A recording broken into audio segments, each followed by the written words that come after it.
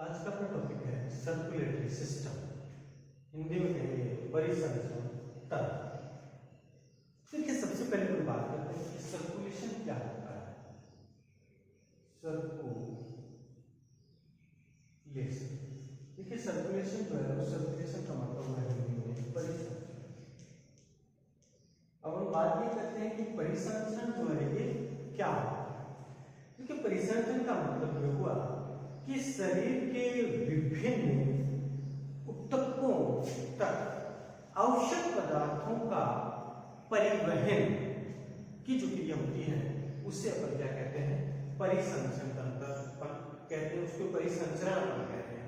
और ऐसे ही जो सिस्टम है उस सिस्टम को अपन क्या कहेंगे, परिसंचरण तंत्र कहेंगे, सर्कुलेटरी सिस्टम कहेंगे। तो आप ये कह सकते हैं, अगर अपन सर्कुलेटरी सिस्टम की अगर डेफिनेशन दें तो अपन ये कह सकते हैं कि एक ऐसा सिस्टम, एक ऐसा तंत्र जिसके द्वारा शरीर के विभिन्न ऊतकों के मध्य विभिन्न आवश्यक पदार्थों का परिवहन की क्रिया होती है, उसे अपन सर्कुलेटरी सिस्टम कहते हैं। तो परिसंचरण जो है, उस परिसंचरण का मतलब हो गया एक प्रकार से आवागमन वाली बात अपन कर लें, एक प्रकार से परिवहन की अगर अपन बात करें, ट्रांसपोर्टेशन की अपन बात करें, एक स्थान से दूसरे स्थान पर आना और जाने की जो क्रिया है वो कौन सी होती है, सर्कुलेशन होती है। तो सर्कुलेटरी सिस्टम जो सर्कुलेटरी सिस्टम की डेफिनेशन अगर हम देना चाहें तो अपन कह सकते हैं कि एक ऐसा सिस्टम, ऐसा तंत्र जो शरीर के विभिन्न ऊतकों के मध्य आवश्यक पदार्थों का विनिमय करता है, या ये कहें कि शरीर के विभिन्न ऊतकों के मध्य आवश्यक जो पदार्थ हैं, एसेंशियल जो पदार्थ हैं उनका एक्सचेंज करता है, विनिमय करता है, उसको अपन सर्कुलेटरी सिस्टम जो है कहते हैं। विभिन्न प्रकार के यूनिसेलुलर जो एनिमल्स होते हैं, यूनिसेलुलर, विभिन्न प्रकार के जो यूनिसेलुलर एनिमल्स होते हैं, और यूनिसेलुलर एनिमल्स का मतलब है एक कोशिकीय जीव, एक कोशिकीय जंतु। तो जो भी एक कोशिकीय जंतु है, उन एक कोशिकीय जंतुओं में, जैसे लाइक की अपन बात करें, हाइड्रा की मैं बात करूं, या अमीबा की जैसे मैं बात करूं, या पैरामीशियम की मैं बात करूं, ठीक है, तो इनके अंदर जो है वो ये सर्कुलेटरी सिस्टम जो होता है वो क्या होता है, एब्सेंट होता है। एक कोशिकीय जीवों की बात करें, जैसे मैं अमीबा की बात कर रहा हूं, पैरामीशियम की बात करें, तो इनके मध्य में सर्कुलेटरी सिस्टम जो है वो नहीं पाया जाता है, इनमें सर्कुलेटरी सिस्टम एब्सेंट होता है, परिसंचरण तंत्र का इनमें अभाव होता है। अब तो अपन ये कहें कि साहब इनमें परिसंचरण तंत्र का अगर अभाव होता है तो फिर क्रिया कैसे होती है, आवश्यक पदार्थों का विनिमय कैसे होता है। देखिए, ये जो है प्राणी, इनमें तो परिसंचरण तंत्र का अभाव होता है, तो इनमें होने वाली जो क्रियाएं होती हैं वो क्या होता है, जैसे मान लीजिए ऑक्सीजन के ट्रांसपोर्टेशन की अगर अपन बात कर रहे हैं, तो इनके अंदर बॉडी की जो सरफेस है, जो बॉडी की जो सतह है, उस बॉडी के सतह के द्वारा डिफ्यूजन मेथड जो है, डिफ्यूजन मेथड का मतलब क्या हो गया, विसरण जो विधि है, उस विसरण विधि के द्वारा ही इनके मध्य में क्या होता है, ट्रांसपोर्टेशन वाली क्रिया होती है। ठीक, तो अपन कह सकते हैं कि एक कोशिकीय जो जंतु होते हैं, उन एक कोशिकीय जंतुओं में वातावरण और शरीर के मध्य पदार्थों का विनिमय सीधे ही सतह के द्वारा होता है। एक कोशिकीय जंतु जो है, उन एक कोशिकीय जंतुओं में वातावरण एवं शरीर के मध्य पदार्थों का विनिमय सीधे ही सतह द्वारा होता है। जैसे ऑक्सीजन वातावरण से डिफ्यूजन विधि द्वारा, विसरण विधि द्वारा वो क्या कर लेते हैं, प्राप्त कर लेते हैं, और CO2 की अपन बात करते हैं और अमोनिया की अपन बात करेंगे, उसको शरीर से विसरण विधि के द्वारा ये क्या कर देते हैं, बाहर निकाल देते हैं। ठीक है, तो ये बात की अपन है। और बाकी जो बहुकोशिकीय जो प्राणी होते हैं, बहुकोशिकीय प्राणी में लगभग सभी के अंदर परिसंचरण तंत्र जो होता है वो परिसंचरण तंत्र उनके अंदर पाया जाता है। नेक्स्ट उत्पत्ति की अगर बात करें, ओरिजिन की अगर बात करें, तो इसका ओरिजिन जो होता है वो होता है मीजोडर्मल। देखिए, मीजोडर्मल का मतलब होता है कि किसी भी एनिमल की अपन बात करते हैं तो उसका जो डेवलपमेंट होता है तो वो 3 लेयर, एक तो होती है एक्टोडर्म, एक होती है मीजोडर्म और एक होती है एंडोडर्म। एंडोडर्म। गैस्ट्रुलेशन के दौरान रिलीज होने वाली एक्टोडर्म, मेसोडर्म और एंडोडर्म। ये जो लेयर है, इन्हीं लेयर से जो है वो क्या होता है, किसी भी एनिमल के टिश्यू जो है, एनिमल सेल्स जो है उनका फॉर्मेशन होता है। तो सर्कुलेटरी सिस्टम की बात करते हैं तो वो उत्पत्ति के आधार पर किस प्रकार का हुआ, मेसोडर्मल। ओके, नेक्स्ट हम आगे बात करते हैं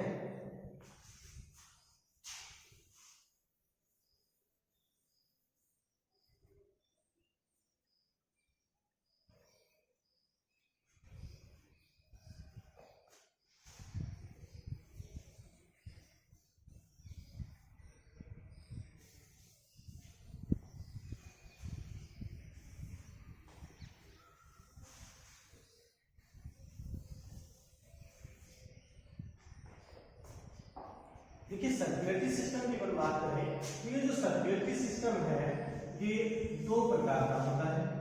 इसको दो भागों में विभक्त करके हम पढ़ सकते हैं। एक तो है blood circulatory system, blood circulatory system, या आप हिंदी बोले तो रक्त परिसंचरण तंत्र। और दूसरी अगर बात करें तो वो है lymph circulatory system, lymph circulatory system, जिसको हम हिंदी में लस्सी का परिवहन तंत्र अपन कह सकते हैं। तो सर्कुलेटरी सिस्टम दो प्रकार का हो गया, एक हो गया ब्लड सर्कुलेटरी सिस्टम और दूसरा कौन सा हो गया, lymph circulatory system. Blood circulatory system को अपन हिंदी में कहेंगे रक्त परिसंचरण तंत्र, और लिम्फ सर्कुलेटरी सिस्टम की अपन बात करते हैं तो लिम्फ सर्कुलेटरी सिस्टम को अपन क्या बोलेंगे, लसिका परिवहन तंत्र जो है अपन इसको कह सकते हैं। अब अगर अपन बात करें लिम्फ सर्कुलेटरी सिस्टम की, तो लिम्फ सर्कुलेटरी सिस्टम जो है उसके अंदर क्या क्या शामिल होता है, एक तो उसके अंदर क्या शामिल होता है, लिम्फ मतलब जो लसिका होती है वो लसिका को उसके अंदर क्या किया जाता है, शामिल किया जाता है। और एक लिम्फेटिक जो वेसल्स हैं उन लिम्फेटिक वेसल्स को जो है वो अपन शामिल करते हैं इसके अंदर। लिम्फ सर्कुलेटरी सिस्टम होगा उसके अंतर्गत लिम्फेटिक वेसल्स होंगे और एक कौन सा रहेगा, लिम्फ। ठीक है। और अगर ब्लड सर्कुलेटरी सिस्टम की बात करें तो ब्लड सर्कुलेटरी सिस्टम दो प्रकार का होता है। एक तो कौन सा होता है, open blood circulatory system, open blood circulatory system, और दूसरी की हम बात करते हैं तो वो कौन सा होता है, क्लोज ब्लड सर्कुलेटरी सिस्टम। एक तो था ओपन ब्लड सर्कुलेटरी सिस्टम और दूसरे सिस्टम की अपन बात करें तो दूसरा जो सिस्टम होगा वो होता है आपका क्लोज ब्लड सर्कुलेटरी सिस्टम, खुला रक्त परिसंचरण तंत्र। और दूसरी अपन बात करें तो कौन सा आएगा, क्लोज ब्लड सर्कुलेटरी सिस्टम। देखिए ओपन ब्लड सर्कुलेटरी सिस्टम का मतलब है कि इसके अंदर जो रक्त है वो रक्त खुला, रक्त जो कोटर होते हैं उन रक्त कोटर के अंदर भरा रहता है, रक्त कोटर जो होंगे उन रक्त कोटर के अंदर पाया जाएगा। क्लोज ब्लड सर्कुलेटरी सिस्टम जो होगा वो विभिन्न प्रकार की वाहिकाएं जो होती हैं उन वाहिकाओं के अंदर ब्लड जो है वो चलेगा, परिवहित होगा। वाहिकाएं जो होती हैं उन वाहिकाओं के अंदर ब्लड जो होगा वो क्या करेगा, फ्लो करेगा, उससे परिवहित होगा। और इसकी बात करें ओपन की अपन बात करें तो ओपन के अंदर क्या होता है, रक्त कोटर जो होता है उसके अंदर पाया जाता है। और ओपन ब्लड सर्कुलेटरी सिस्टम के बारे में कह सकते हैं कि no vessels, no arteries, no veins, मतलब यहाँ पर ओपन ब्लड सर्कुलेटरी सिस्टम जो होगा उसके अंदर कोई भी किसी भी प्रकार की कोई भी आर्टरीज जो है वो प्रेजेंट नहीं होती, कोई भी किसी प्रकार की वेन्स जो है वो इनके अंदर प्रेजेंट नहीं होती है। तो ओपन सर्कुलेटरी सिस्टम जो है उसके बारे में हम ये कह सकते हैं कि ऐसा परिसंचरण तंत्र, ऐसा सर्कुलेटरी सिस्टम जिसमें तरल ऐसी नलिकाओं में बहता है जहां रुधिर वाहिनियों के सिरे खुले होते हैं और ये सिरे रक्त कोटर में खुलते हैं। ओपन ब्लड सर्कुलेटरी सिस्टम जिसके अंदर रक्त कोटर जो है उस रक्त कोटर के अंदर खुले हुए सिरे मिलेंगे और जिसमें रक्त कोटर के अंदर ब्लड जो है वो भरा रहता है, उसको अपन क्या बोलते हैं, ओपन ब्लड सर्कुलेटरी सिस्टम। और ये जो रक्त कोटर होते हैं इन रक्त कोटर को अपन क्या बोलेंगे, हीमोसील। और इसमें भरा हुआ जो तरल पदार्थ होगा, इसके अंदर जो भरा हुआ जो तरल पदार्थ होगा उस तरल पदार्थ को क्या बोलेंगे, हीमोलिम्फ जो है वो उसको अपन बोल सकते हैं। ठीक है। तो कहने का मतलब ये हुआ कि एक ऐसा सिस्टम जिसके अंदर जो रक्त है वो ऐसी वाहिनियों में बहता है जिसके सिरे खुले होते हैं, या अपन ये कहें कि वो रक्त कोटर जो है उस रक्त कोटर के अंदर है, और इन रक्त कोटर को जो है ये जो सील है इनको अपन क्या बोलेंगे, हीमोसील। क्या बोला जाएगा, हीमोसील। और इस हीमोसील के अंदर जो भरा हुआ तरल होगा, जो तरल होगा उस तरल को क्या बोलेंगे, हीमोलिम्फ। हीमोलिम्फ जो है वो इसको कहा जाएगा। तो इसके अंदर इस हीमोसील में क्या भरा रहेगा, हीमोलिम्फ जो है वो इसके अंदर भरा रहेगा। और ओपन ब्लड सर्कुलेटरी सिस्टम के एग्जांपल की हम बात करें तो इसके अंदर आपका आर्थ्रोपोडा। आर्थ्रोपोडा किसके एग्जांपल है, ओपन ब्लड सर्कुलेटरी सिस्टम। मतलब आर्थ्रोपोडा के प्राणी जैसे कोई भी इंसेक्ट वगैरह की बात करें, कीट वगैरह है, स्पाइडर वगैरह जो भी है, उनमें अपन बात करें तो उनके अंदर ब्लड सर्कुलेटरी सिस्टम कैसा होता है, ओपन प्रकार का होता है। इसके अलावा मोलस्का के एनिमल्स की अपन बात करें, मोलस्का की प्राणियों की भी बात करें तो मोलस्का के प्राणी जो है उनके अंदर भी ओपन ब्लड सर्कुलेटरी सिस्टम पाया जाता है। लेकिन एक अपवाद है, और वो अपवाद कौन सा है, वो है ऑक्टोपस। ऑक्टोपस जो है उस ऑक्टोपस में ब्लड सर्कुलेटरी सिस्टम जो है वो क्लोज होता है, ओपन नहीं होता है। और ऑक्टोपस किसका सदस्य है, मोलस्का का सदस्य है। लेकिन इसके बावजूद भी जो है उसके अंदर जो सर्कुलेटरी सिस्टम होता है वो किस प्रकार का होता है, क्लोज प्रकार का सर्कुलेटरी सिस्टम उसके अंदर देखने को मिलता है। इसी प्रकार से अगर अपन बात करें क्लोज ब्लड सर्कुलेटरी सिस्टम की, तो क्लोज ब्लड सर्कुलेटरी सिस्टम का मतलब होगा कि रक्त जो है वो वाहिनियों में रहेगा, जिसके अंदर धमनियां, सिराएं जो है वो उस पर पाई जाएगी, और रक्त वाहिनियों के सिरे जो होते हैं वो बंद रहेंगे एक प्रकार से।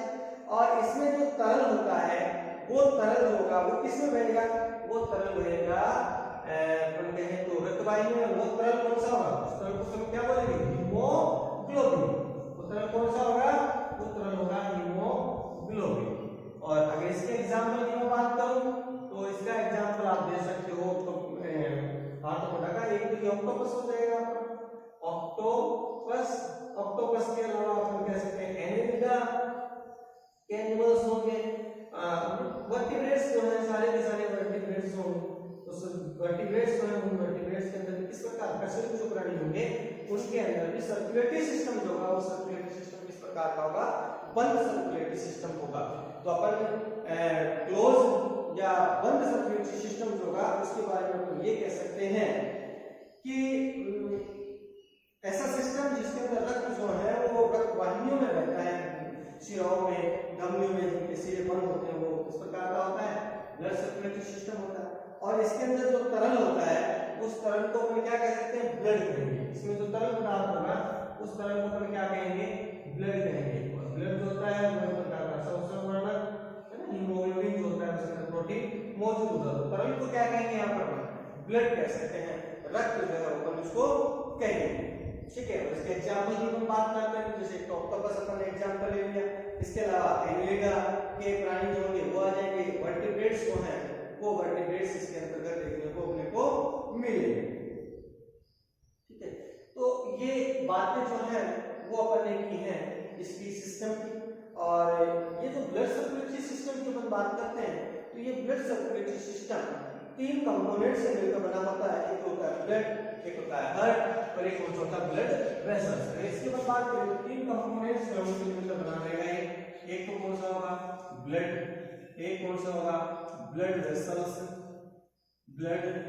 वेसल्स, और नेक्स्ट एक तो क्या होता है, हार्ट। इन 3 से मिलकर ही जो है वो ब्लड सर्कुलेटरी सिस्टम होगा, वो ब्लड सर्कुलेटरी सिस्टम का फॉर्मेशन होता है। तो ब्लड सर्कुलेटरी सिस्टम का निर्माण किन किन घटकों के मिलने से होता है, ब्लड वेसल्स और हार्ट। इनके ये मिलकर ब्लड वेसल्स और हार्ट मिलकर जो है वो क्या काम करते हैं, ब्लड सर्कुलेटरी सिस्टम जो है वो ब्लड सर्कुलेटरी सिस्टम का निर्माण करते हैं।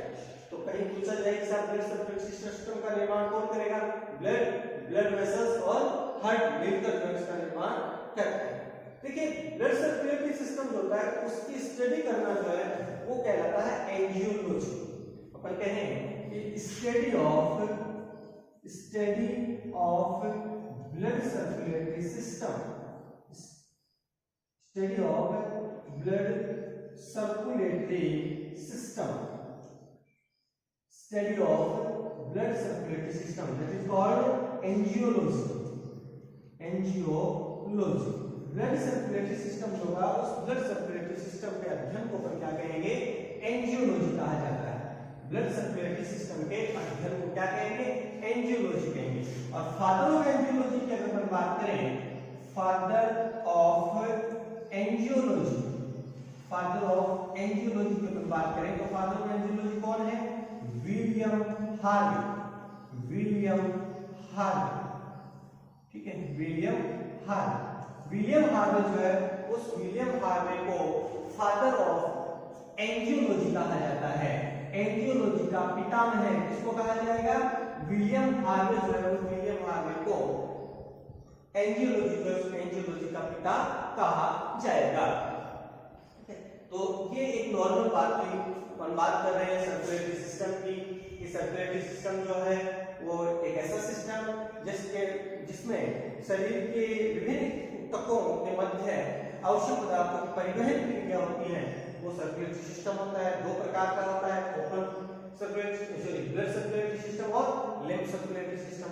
लिम्फ सर्कुलेटरी सिस्टम लिम्फ और लिम्फेटिक वेसल से मिलकर बना होता है। ब्लड सर्कुलेटरी सिस्टम की बात करें, दो प्रकार का होता है, ओपन ब्लड सर्कुलेटरी सिस्टम और क्लोज ब्लड सर्कुलेटरी सिस्टम। खुला रक्त परिसंचरण तंत्र और दूसरा कौन सा होगा? बंद रक्त परिसंचरण तंत्र। खुला रक्त परिसंचरण तंत्र जो होगा इसमें रक्त जो है वो ओपन होगा, वाहिनियों के अंदर इसकी सीरीज होगी, खुले होंगे। कहां पर एकत्रित होगा? रक्त कोटर में। रक्त कोटर में क्या होगा? एकत्रित होगा। और इसके एग्जांपल होंगे आर्थ्रोपोडा, मोलस्का, है ना। और मोलस्का में अपवाद क्या आएगा आपका? ऑक्टोपस। और इसी प्रकार से इसमें ये जो रक्त कोटर है वो सील होगी, जो गुहा होगी उसको अपन क्या बोलेंगे? हीमोसील। और इसमें तरल कौन सा होगा? हीमोलिम्फ। क्लोज की अपन बात करें तो क्लोज जो है मतलब कि वेसल्स, शिराएं, धमनियां सारी इनके अंदर मौजूद होगी। तरल पदार्थ कौन सा होगा? ब्लड होगा। एग्जांपल ऑक्टोपस हो गया, एलिगेटर हो गया और वर्टिब्रेट्स हो गए, ठीक है। और जो ब्लड सर्कुलेटरी सिस्टम जो किस किस से मिलकर बना होगा? ये बना होगा ब्लड वेसल्स और हार्ट होगा, इससे मिलकर ये बना होगा। और अगर हम बात करें कि सर ब्लड सर्कुलेटरी सिस्टम जो है उस ब्लड सर्कुलेटरी सिस्टम का अध्ययन करना क्या कहलाता है? तो ब्लड सर्कुलेटरी सिस्टम का अध्ययन करना क्या कहलाएगा? एंजियोलॉजी कहलाएगा। ब्लड सर्कुलेटरी सिस्टम जो होगा उस ब्लड सर्कुलेटरी सिस्टम का अध्ययन करना, study of blood circulatory system जो है वो क्या कहलाएगा? आपका एंजियोलॉजी जो है वो कहलाएगा। और एंजियोलॉजी के फादर की अगर हम बात करें तो फादर ऑफ एंजियोलॉजी जो है वो कौन है? William Harvey. Father of angiology कौन होगा? विलियम हार्वे, ठीक है। इतनी अपने बात की है। नेक्स्ट हम आगे बात करते हैं।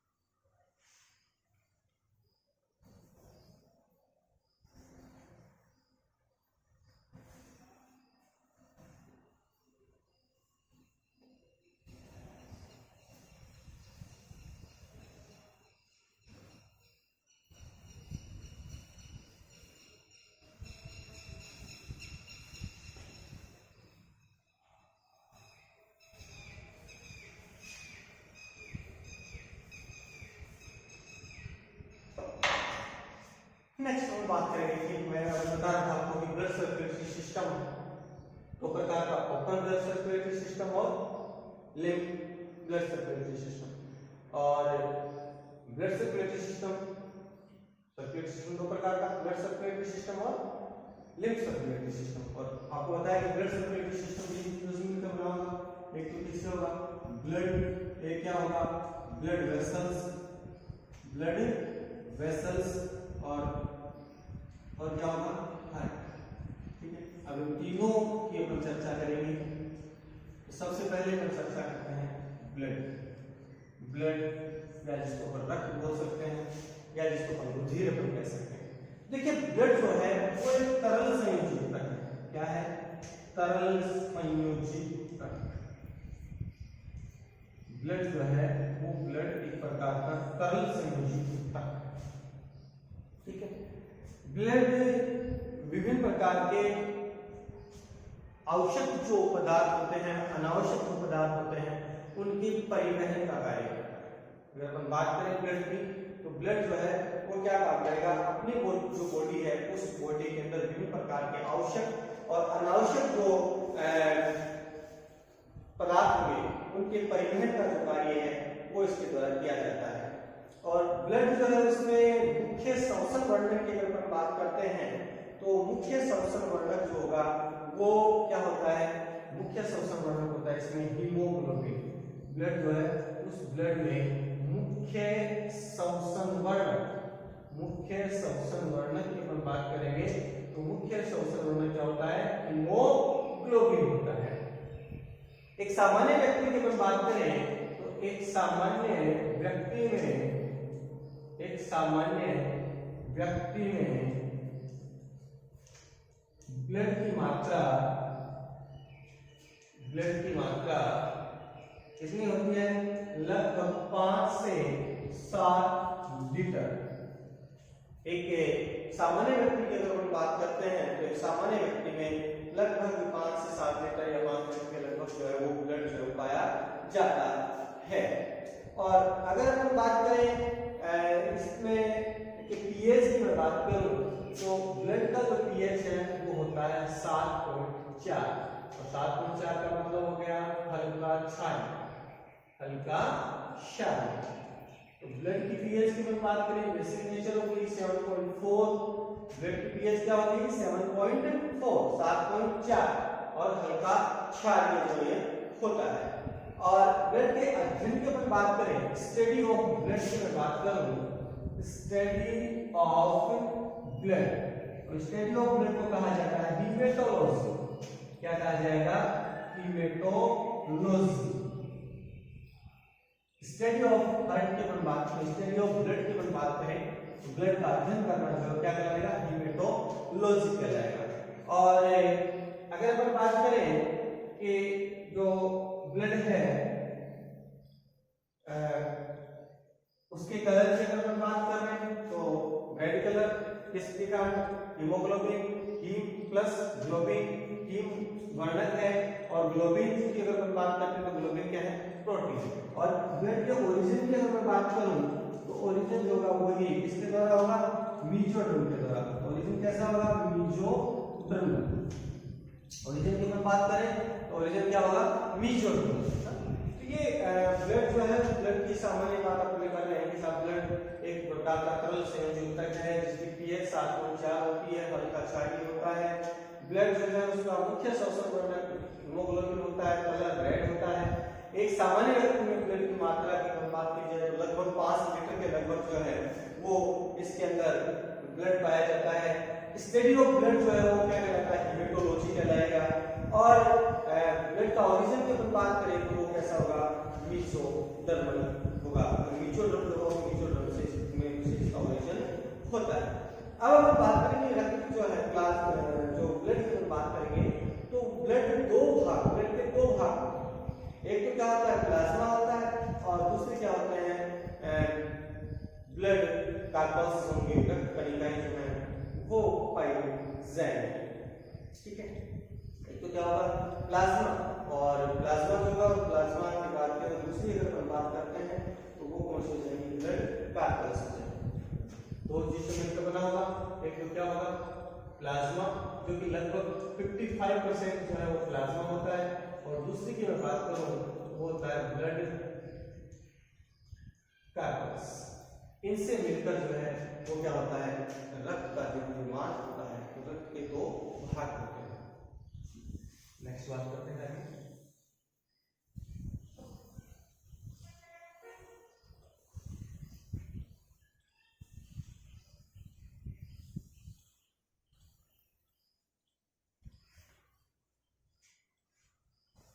जैसे कि मैंने आपको बताया कि 55% होगा वो 55% क्या होता है? इसमें प्लाज्मा। ब्लड जिसमें प्लाज्मा किस किस में तो ना तो प्लाज्मा लगभग 55% क्या होता है, प्लाज्मा होता है। और ब्लड कार्बन्स कितनी होती है, 45% होती है वो ब्लड कार्बन्स। अगर प्लाज्मा की बात करें तो प्लाज्मा में 90% जो होगा वो तो पाया जाता है वाटर, 90% वाटर, और 10% जो है वो आपकी क्या होंगे, अदर सब्सटेंस जो है वो उसके अंदर पाए जाएंगे। और इन अदर सब्सटेंस की अगर मैं बात करूं तो इस अदर सब्सटेंस में जो 10% ऑफ अदर सब्सटेंस की मैंने बात की है, तो इनके अंदर क्या क्या पाई जाएगी, इनमें एक तो हो जाएगी प्रोटीन आपकी, क्या क्या पाया जाए, प्रोटीन।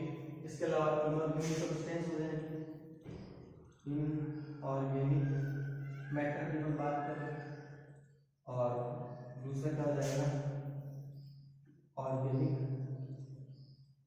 मैटर की बात करो, या सॉरी अदर कह सकते हैं उसको, अदर उसको कह सकते हैं। तो 90% वाटर हो गया, 10% अदर हो गया, वो सॉलिड जो है वो सॉलिड के रूप में उसको लिख सकते हैं। प्रोटीन की हम बात करें तो प्रोटीन कौन कौन सी पाई जाती है प्लाज्मा के अंदर, एक होती है एल्बुमिन, एल्बुमिन, एक होती है ग्लोबुलिन, ग्लोबुलिन, एक होती है प्रोथ्रोम्बिन, प्रोथ्रोम्बिन, एक होती है फाइब्रिनोजन, फाइब्रिनोजन। ये जो है वो इसमें पाई जाने वाली विभिन्न प्रकार की प्रोटीन्स में पाई जाती है, एल्बुमिन है, ग्लोबुलिन है, प्रोथ्रोम्बिन है और फाइब्रिनोजन। ये प्रोटीन जो है वो इसके अंदर जो है वो पाई जाती है। और इनऑर्गेनिक मैटर की अपन बात करते हैं तो इसके अंदर इनऑर्गेनिक मैटर के अंदर अपन कह सकते हैं कि कैल्शियम है, मैग्नीशियम है, पोटेशियम है, आयोडीन है, फॉस्फेट है, बाइकार्बोनेट है, सोडियम है। ये जो है वो इनऑर्गेनिक मैटर होगा उसके रूप में जो है वो पाए जाते हैं, sodium, potassium, magnesium, iodide, phosphorus, है ना, बाइकार्बोनेट, ये सभी पाए जाते हैं।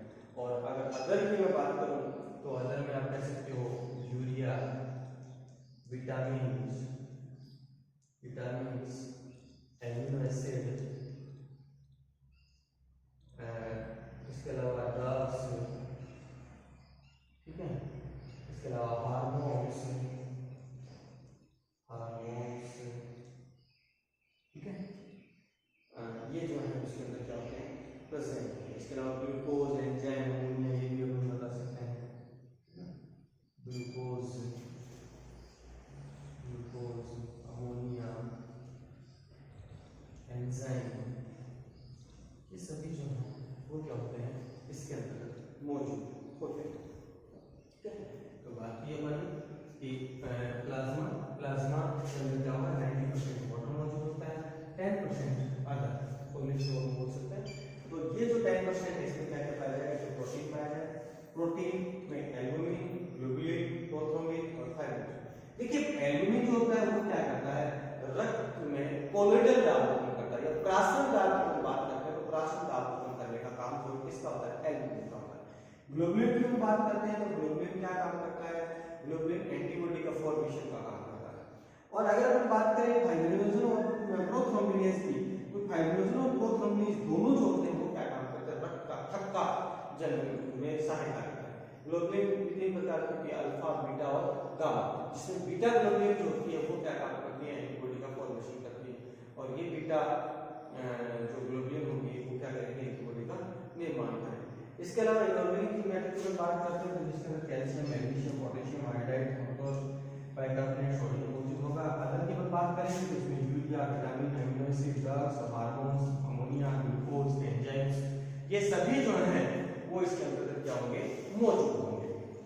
तो ये सारी बातें जो है वो अपन कर रहे हैं एक प्लाज्मा के रूप में अपन बातें कर रहे हैं। तो जैसा कि मैंने बताया आपको कि एल्बुमिन प्रोटीन जिसका कार्य रक्त में प्राशन दाब उत्पन्न करना, ग्लोबुलिन जिसमें मैंने बताया आपको एंटीबॉडी का निर्माण करना।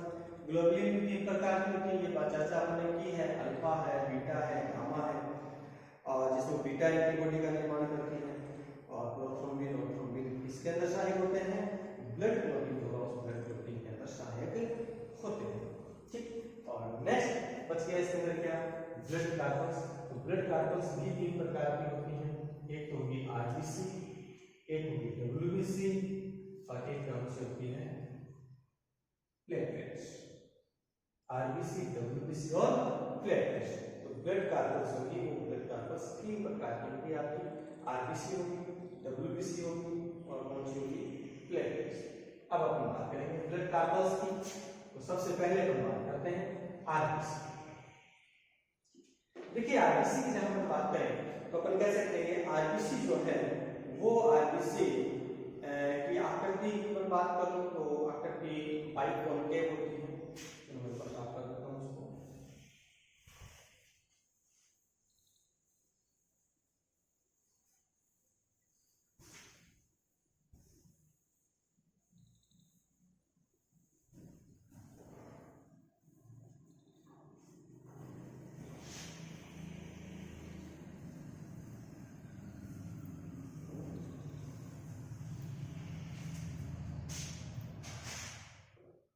आरबीसी की अगर बात कर रहे हैं, आरबीसी रेड ब्लड कार्पल्स, लाल रक्त कणिकाएं जिसको हम बोलते हैं, रेड ब्लड कार्पल्स या लाल रक्त कणिकाएं हम इसको कह सकते हैं, रेड ब्लड कार्पल्स,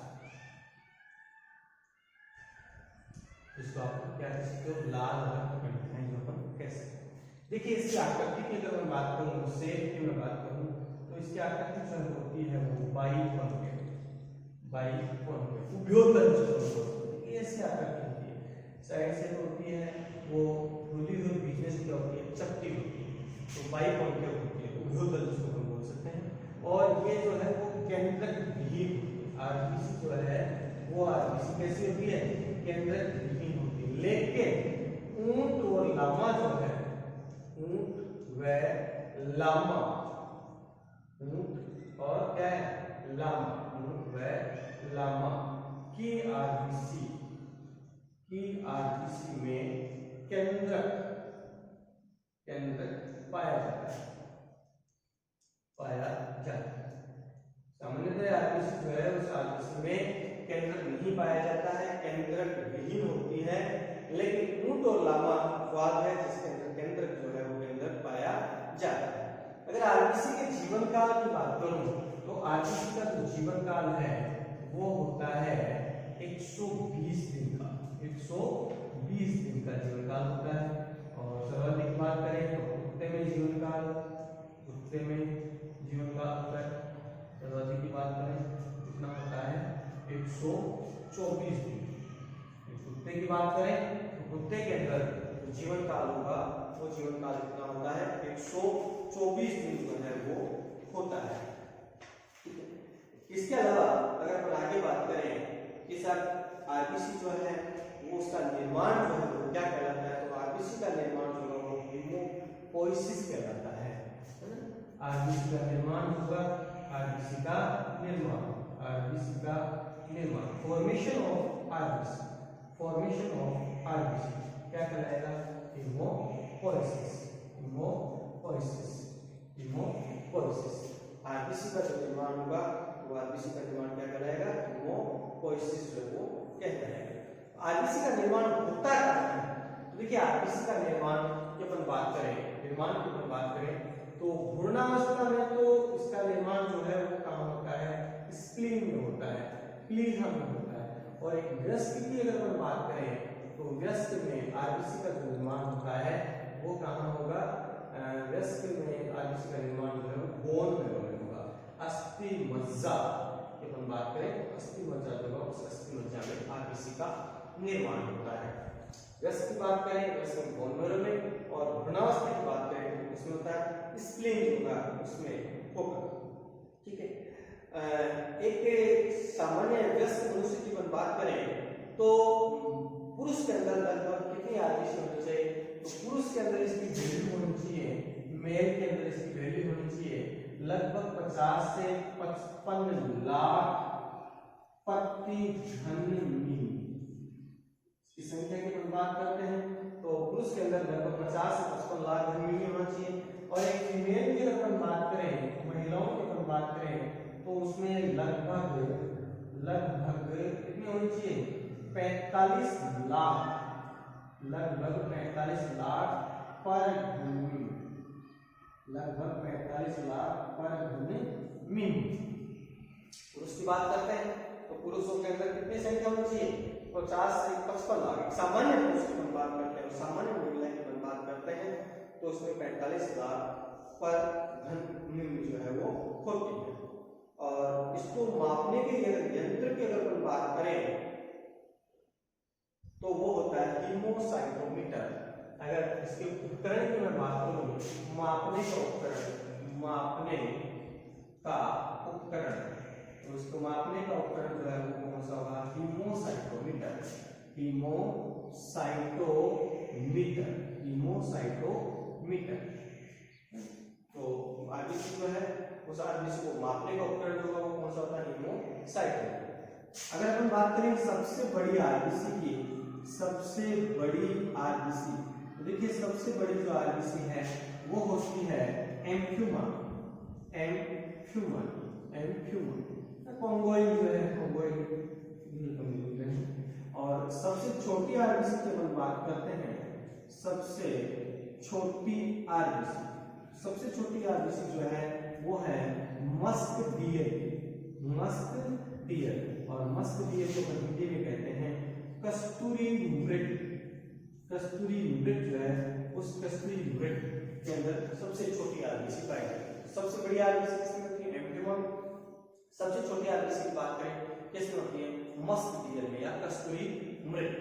और अगर विटामिन B12 की अगर कमी हो जाती है, विटामिन अगर B12 की हो जाती है तो आरबीसी जो है उस आरबीसी का परिपक्वन नहीं हो पाता है, आरबीसी का परिपक्वन नहीं होता है। कब नहीं होता है, जब विटामिन B12 की क्या हो जाए, कमी हो जाए।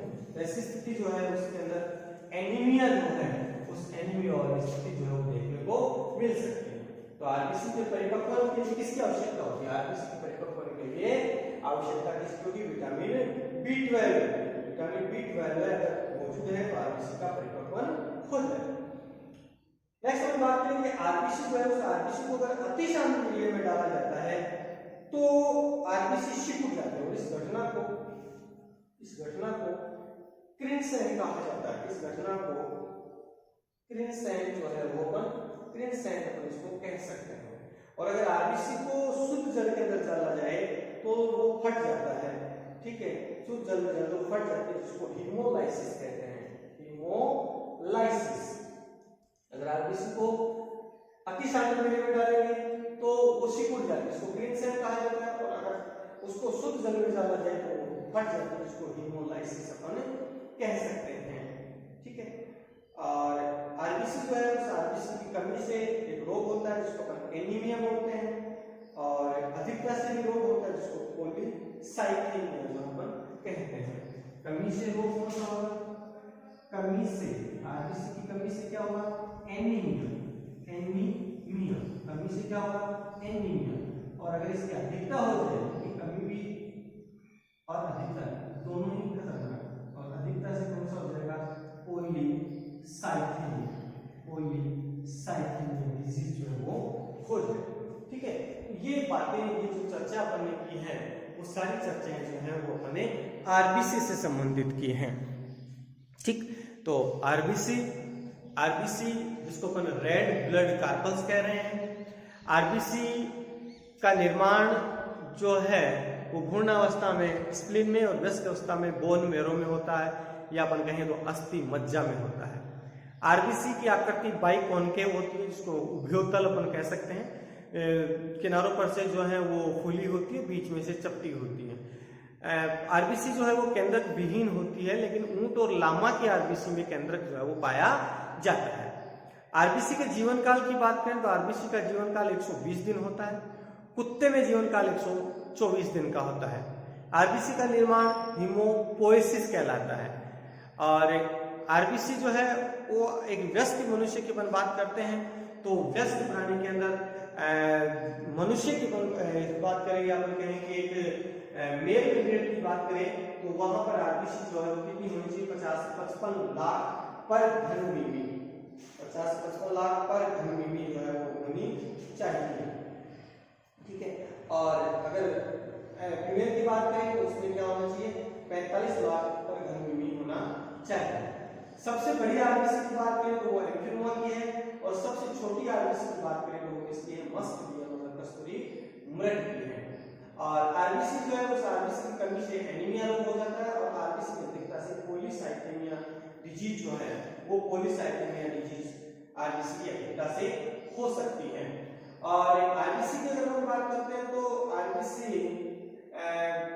को अगर मान लीजिए कि आप आरबीसी को एक किसी अति सांद्र मिलियन के अंदर डाला जाता है, तो अति सांद्र मिलियन में डालने पर आरबीसी जो होती है वो आरबीसी कहें अपन तो वो सिकुड़ जाती है, और जो आरबीसी जब सिकुड़ जाएगी उस घटना को प्रिंसेप कहा जाता है।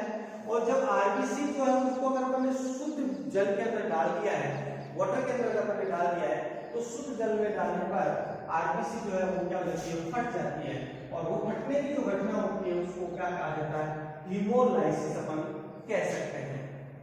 और आरबीसी के मुख्य घटक की अगर बात करें तो आरबीसी का मुख्य घटक जो है वो क्या होता है, हीमोग्लोबिन होता है। और हीमोग्लोबिन की जहां तक हम बात करें तो हीमोग्लोबिन एक प्रकार का संयुग्मित प्रोटीन होता है। अगर अपन बात करें तो अपन कह सकते हैं कि किस प्रकार का प्रोटीन होता है, संयुग्मित प्रोटीन जो है वो संयुग्मित प्रोटीन होता है। आरबीसी में हीमोग्लोबिन मुख्य बंधक होता है, और कैसा होता है, संयुग्मित प्रोटीन। संयुग्मित क्यों कहा, क्योंकि इसमें क्या मौजूद है, एक तो इसमें हीम है, एक तो क्या है हीम है, और दूसरा क्या है ग्लोबिन है।